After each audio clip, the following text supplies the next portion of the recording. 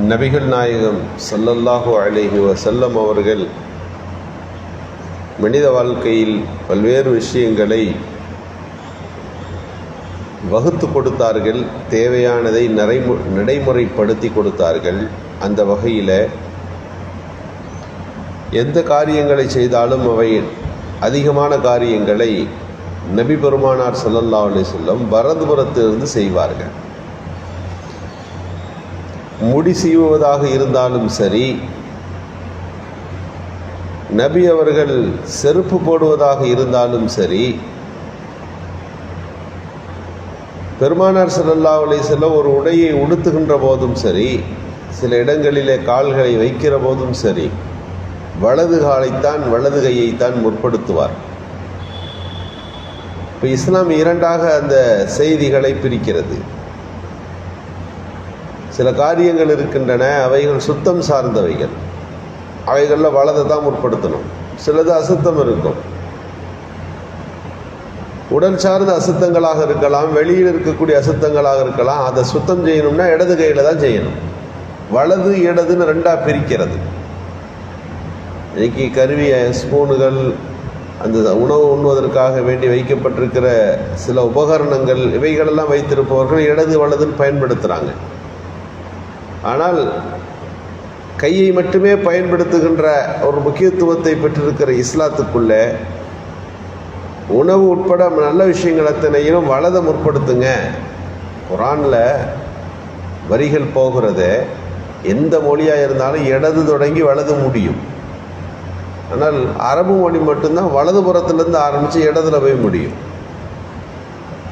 எழுதுனா இப்படி எழுதுவாங்க தமிழில், இன்ன மொழிகளில். அரபி இங்கிட்டிருந்து எழுதுவோம். அந்த அரபு மொழி தானே ஆகிரத்து வரை நம்மோடு பயணிப்பவை. அதை வலதை கொண்டு தொடங்குதல் என்பது இந்த மார்க்கத்தில் ஒரு முக்கியத்துவம் பெற்றதாக இருக்கிறது. விஞ்ஞானிகள் சொல்லுகிறார்கள், வலதுபுற நரம்பு ஓட்டங்கள் அதை அதிகம் பயன்படுத்துகின்ற போது பல்வேறு நோய் நொடிகளில் இருந்து அவன் பாதுகாக்கப்படுகிறான்.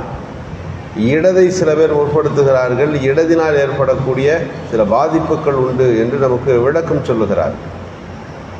குர்ஆனில் இந்த வலதிற்கு அதிக முக்கியத்துவம் கொடுத்து பல்வேறு வசனங்கள் இருக்கிறது.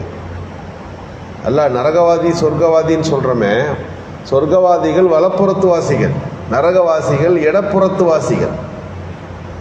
அஸ்ஹாபுல் மைமனா, மா அஸ்ஹாபுல் மைமனா, அந்த வலதுபுற வாசிகள் என்றால் யார் என்று அறிவீர்களான்னு குர்ஆனில் கேட்டுட்டு அவர்களுக்கு தரப்படுகின்ற நியமத்துக்களை எல்லாம் பெரிய பட்டியல் போடுகின்றார். கியாமத்து நாளில் சொர்க்கம் நரகெல்லாம் போகிறதுக்கு முன்னாடி நாமால்னு ஒரு பட்டோலை ஒன்று இருக்கிறது. நாம் செய்த எல்லாவற்றையும் பதிவு செய்து வைக்கின்ற ஒரு பதிவேடு அது. அந்த பதிவேட்டை எந்த கையில் வாங்குகிறோம்ன்றதை பொறுத்தே அவர்கள் வெற்றி பெற்றார்களா இல்லையான்னு முடிவெடுக்க முடியுமா? இப்போ அம்மாமன் ஊத்திய கிதாபகுபி எமீனிகி, யாருடைய வலது கரத்திலே அந்த நாமால் பட்டோலை வழங்கப்பட்டு விட்டதோ, குர்ஆனில் அப்படித்தான் அல்லாஹ் கேட்குறான். அதை வாங்கின உடனே அவர் சந்தோஷப்பட்டுருவார். முடிச்சு, நாம் சொர்க்கம் போயிட்டோம், நம்முடைய கேள்வி கணக்குகள் எல்லாம் அத்தனையும் இலகுவாக்கப்பட்டு விட்டதுன்னு சந்தோஷப்படுவார். அம்மாமன் ஊத்திய ஷிமாலிஹி, அந்த நாமால் பட்டோலை யாருடைய இடது கரத்திலே தரப்படுமோ, குர்ஆனில் அதற்கப்புறம் அவர்களுக்கு ஏற்படக்கூடிய தண்டனைகளை பற்றி இருக்கிறது. நாம் வலது இடது என்று சொல்லுகின்றோம். அல்லாஹ் அதை மையப்படுத்திய அந்த வலப்புறத்தை ஏற்படுத்துகிறார். நபிகள் ஸல்லல்லாஹு அலைஹி வஸல்லம் மேராஜ் இரவுக்கு போனாங்கன்னு நமக்கு தெரியும்.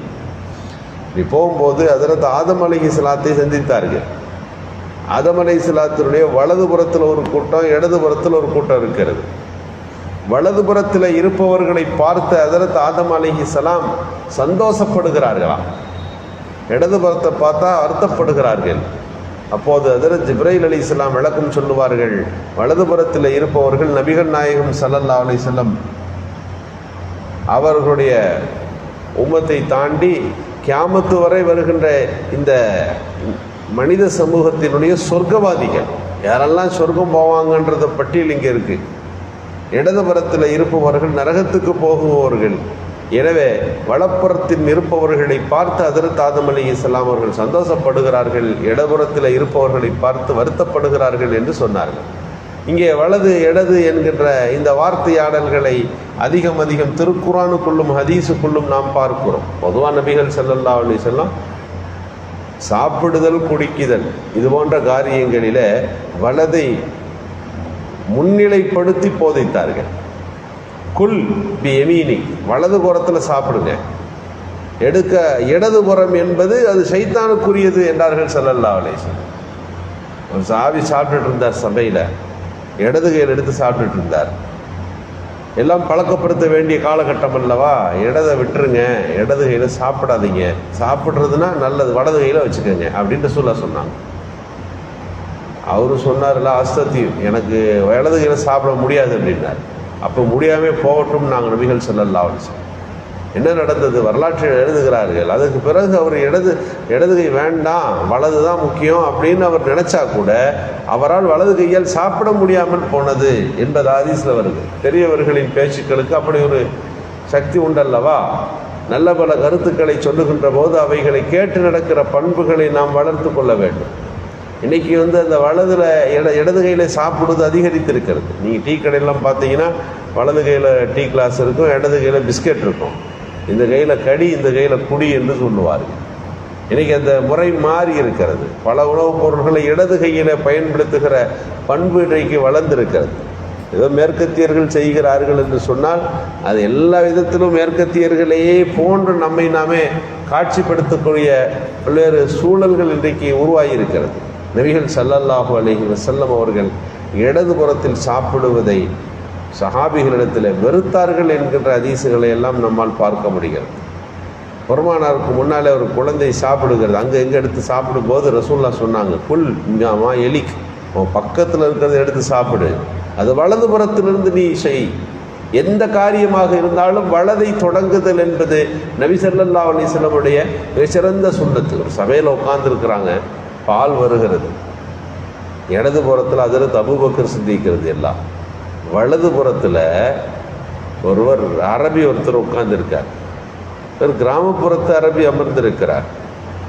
இங்கே பாலை ஸல்லல்லாஹு அலைஹி வஸல்லம் அவர்கள் பருகிவிட்டு வழமையாக வலதுபுறம் கொடுக்கணும். உமர் ரலியல்லாஹு இருக்கிறாங்க, அங்கே அபூபக்கர் இருக்கிறார்கள் அப்படின்னு சொல்கிறாங்க. காரணம் அபூபக்கரை அடுத்து உமர் ரலியல்லாஹு உட்கார்ந்துருக்கிறாங்க, இடதுபுறம் இருக்கிறார்கள். ரசூலுல்லாஹி ஸல்லல்லாஹு அலைஹி வஸல்லம் அவர்கள் அதிரம் பதித்து பால் அருந்திய அந்த கோப்பையில் அடுத்து தாங்கள் அருந்த வேண்டும் என்பது அவர்களுடைய யோசனை. ஸல்லல்லாஹு அலைஹி வஸல்லம் சொன்னார்கள், அல் ஐமன் ஃபல் ஐமன், வலது தான் தொடங்கப்படணும்.